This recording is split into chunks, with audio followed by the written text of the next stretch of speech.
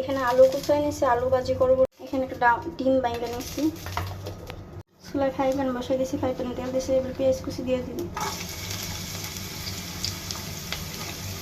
পেঁয়াজগুলো লড়াতে মিক্স করে দিবি। পেঁয়াজগুলো আমি বেশি বাঁচবো না, হালকা করে বাইরে দিচ্ছি। এখানে আলু কুচাই রাখছি, আলু কুচি দিয়ে দিবি।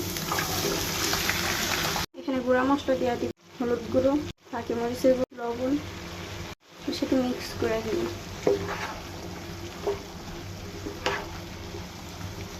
আদা রসুন বাটা দিতে মনে ছিল না, এখন দিয়ে দিব।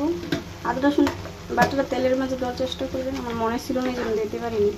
পেঁয়াজের সাথে মিক্স করে কষানো মশলা ছিল, আদা রসুন মনে ছিল না, তো ওই জন্য দিতে পারিনি। এখানে ডিমটা দিয়ে দিব, ডিমটা আলুর সাথে মিক্স করে দিব।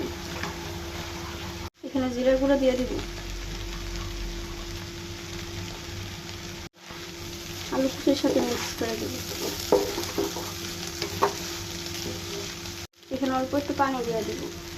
এখানে অল্প একটু পানি দিয়েছি, একবার অল্প একটু পানি দিচ্ছি কষাইবার জন্য। কয়েকটা কাঁচামরিচ দিয়ে দিব,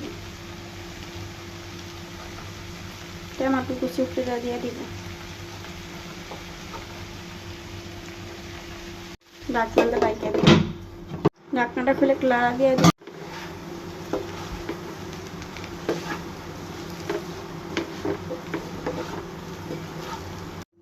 ঢাকনাটা ডাইকে 10-15 মিনিট রান্না করে নিচ্ছি। সজের পাতা দিয়ে নাম। এখানে উপরে কিছুটা তেল দিয়ে দিব, সাইড দিয়ে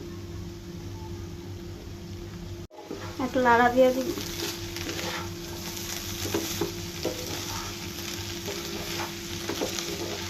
উপরে দিয়ে অল্প একটু বাজা জিরার গুঁড়ো দিয়ে দিব। বাজিতে সজের পাতা দিয়ে দিব। রান্না হয়ে গেছে, বাজিতে এবার নামায় নিব। আমার আলু ভাজা হয়ে গেছে, নামায় নিছি। আলু ভাজাটা একটু পুরা পুরা করছি পরে আরও, কারণ পুরা পুরা করে খাইতে আমার জামাইয়ের অনেক পছন্দ। আপনার পুরা পুরা পছন্দ না হইলে যেমনি খান সবসময় এমনি করেন।